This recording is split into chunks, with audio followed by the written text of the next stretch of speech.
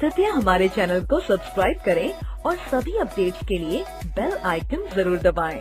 और हाँ, video like और शेयर करना मत भूलिएगा। इतनी दूर मेरी शादी करने की क्या जरूरत थी मम्मी? अब मेरा मन कैसे लगेगा? समधन जी, मेरी बेटी का ख्याल रखिएगा। जब तक ये दिन में 10 बातें किसी को कह ना देना, इसका जी नहीं भरता। अरे कोई बात नहीं बेटा, तू अपनी माँ को फोन करके सारी बातें बता दिया करना बस। मैं सामने आंखों में देखकर सारी बातें बताना पसंद करती हूँ मम्मी जी। फोन पर चुगली मुझे ज्यादा पसंद नहीं है मम्मा। अरे मत रो बेटी, मत रो। भगवान पर भरोसा रख। तू तो वैसे भी समझदार है। अगल बगल नई नई सहेलियां बना लेना। वैसे भी तेरी सहेलियां तुझसे जला करती थी, भूल गई क्या? ना बच्चा ना, रोना बंद कर दे बेटा। बेचारी सीमा अपनी विदाई में इतनी फूट फूट कर रो रही थी कि देखने वाले लोगों की आंखों में से भी आंसू आ जाए। पर ये दर्द, ये गम अपनी माँ से दूर होने का नहीं, अपनी सहेलियों से दूर होने का था। आखिर अब सीमा किसे पकड़कर चुगली करेगी, किसे बताएगी अपने ससुराल वालों के बारे में? पापा की चुगली मम्मी को कर लेती थी, मम्मी की अपने फ्रेंड्स को। पर अब अपने ससुराल वालों की चुगली किससे करूंगी मैं? कोई बात होगी ससुराल में तो कोई तो होना चाहिए ना, जिसे 2 का 4 लगाकर बता सकूं। और इस तरह की उलझनों से घिरी बेचारी सीमा रोते हुए गाड़ी में बैठती है। लगता है बिटिया रानी बड़े नाजों से पली बड़ी है अपने घर में, वरना आज के जमाने में किसी बच्ची को इतना रोता नहीं देखा मैंने। अब शांत भी हो जाओ सीमा, तुम्हारी तबीयत खराब हो जाएगी। तो इतनी दूर शादी करके क्यों ले जा रहे हो मुझे? वहाँ मेरा कोई दोस्त भी नहीं होगा, मेरा मन कैसे लगेगा बताओ करण। करण? ये करण कौन है? देखो देखो टेंशन में कैसे मैंने तुम्हें करण कह दिया।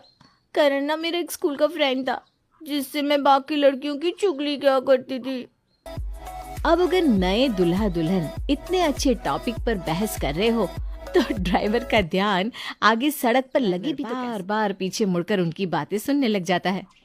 भैया आप आगे देखकर गाड़ी चलाइए ना, पीछे इसकी बातें सुनते रहेंगे तो हम तीनों मेरे घर ना पहुंचकर कहीं और पहुंच जाएंगे। और इस तरह रोते रोते बेचारी सीमा अपने ससुराल पहुंचती है। ससुराल में भी उसकी आंखें भीगी हुई थी, जिसे देखकर बाकी की औरतें कहती हैं, ये हुआ संस्कार। मेरे गांव की शादी के बाद मैंने आज तक ऐसी कोई शादी नहीं देखी जहां लड़की रो रही हो। 2 मिनट का ड्रामा और बस आंख से आंसू गायब। इतना महंगा मेकअप जो कराया होता है। अरे घर वालों के लिए रोने से ज़रूरी तो मेकअप बचाना होता है। पर इस जमाने में भी बीनू की बहू को देखो, अब तक बेचारी की आंख भीगी हुई है। अरे ये होते हैं संस्कार। मान गए बीनू तेरी किस्मत को। पर कोई कहाँ जानता था कि सीमा क्यों रो रही है। किसी तरह अपने मन को बाकी सारी रस्में पूरी कर अपने कमरे में चली जाती है, जहाँ उसकी नजर उसके कमरे के अटैच बालकनी पर पड़ती है। अच्छा है, कम से कम इस बालकनी से अगल बगल तांका झांकी तो कर लूंगी। ये सोचती जैसे ही सीमा अपनी बालकनी में जाती है तो देखती है कि सामने के घर की बालकनी में उसकी बचपन की सहेली प्रिया खड़ी है। फिर क्या था, एक ही पल में सीमा के सारे आंसू गायब हो जाते हैं। अरे प्रिया, तेरी शादी यहाँ हुई है, मेरे ससुराल के पीछे। अरे बेकार में मैं रो रही थी। मुझे पता होता कि तू मुझे यहाँ मिल जाएगी तो मैं कभी रोती नहीं। तुझे पता है, विदाई पे डांस भी नहीं कर पाई मैं। शिट यार। अच्छा तो रोहन की शादी तुझसे हुई है। अरे यार ये तो बड़ा अच्छा हुआ। यहाँ मेरी 2-4 और फ्रेंड्स बन गई है। हम मिलकर ना मज़े से चुगलियाँ करते हैं। अब हमारे टीम में तू भी आ जा। वैसे बता दूँ, तेरी सास ना ज़रा स्ट्रिक्ट है, तो ध्यान से। हाँ।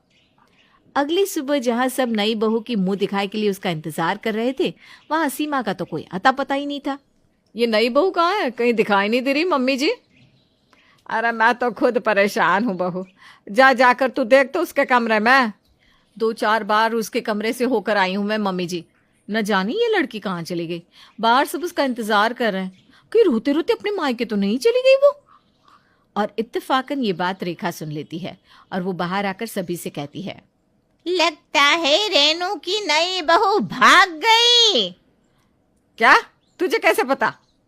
कैसे पता क्या, अपने कानों से। रेणु की बड़ी बहू खुद कह रही थी कि छुटकी निकल ली, वरना तुम ही सोचो अब तक कहाँ है बहू।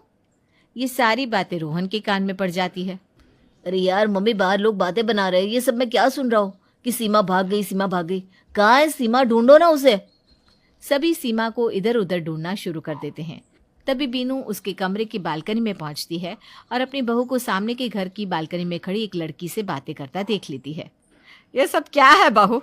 तू यहाँ है और वहां तेरा पूरा ससुराल तुझे इधर उधर ढूंढ रहा है, और तू अपने ससुराल के पीछे के घर के लोगों से बातें करने में बिजी है।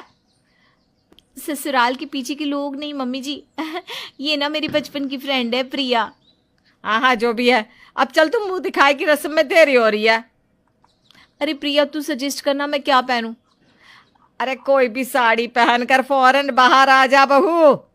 सीमा तैयार होकर मुंह दिखाई की रस्म पूरा करती है और कुछ देर बाद फिर से बालकनी में प्रिया से बातें करने चली जाती है। अरे बीनू, हम सोच रहे थे कि अब आ ही गए हैं तो बहू के हाथ की पहली रसोई खाकर ही जाएंगे। कहाँ है तेरी बहू, बुला ले उसे। रेणुका और बीनू हर तरफ नजर घुमाते हैं पर सीमा तो उन्हें कहीं नहीं दिखती। रेणुका फुसफुसाते हुए अपनी सास से कहती है, इस सीमा के तो पैरों में पंख लगे हैं मम्मी जी, अब फिर कहाँ गायब हो गई है? अरे वहीं होगी बालकनी में, रुक मैं उसे लेकर आती हूँ। बीनू सीमा को ढूंढते उसकी कमरे के बालकनी में जाती है तो सीमा वहीं मिलती है। हो गया तेरा भरत मिलाप, 2 मिनट चैन नहीं है तुझे। बाहर सभी बैठे हैं तेरी पहली रसोई का खाना खाने के लिए, चल। किसी तरह बीनू अपनी बहू और सीमा पहली रोटी बनाते ही सबसे पहले उसे लेकर हॉल के रास्ते सभी के सामने अपने कमरे की ओर चली जाती है और बालकनी में जाकर अपनी फ्रेंड को आवाज लगाती है। अरे प्रिया, जल्दी बाहर आकर देख, मेरी रोटी कितनी गोल गोल बनी है। इतनी गोल गोल रोटियां मत बना, फिर तेरे ससुराल वाले ना सारे काम तुझसे करवाना शुरू कर देंगे। सबके सामने ऐसा दिखा कि तुझे कोई काम आता ही नहीं, समझी? हाँ री, ठीक है। सीमा रोटी बनाकर कमरे में ले गई, अजीब बात है। तभी कमरे से सीमा बाहर आकर सभी से कहती है, वो ना मैं आप सभी को बताना ही भूल गई थी, मुझे खाना बनाना नहीं आता है। बाप रे बाप बीनू, तू तो बड़ी बुरी फंसी है।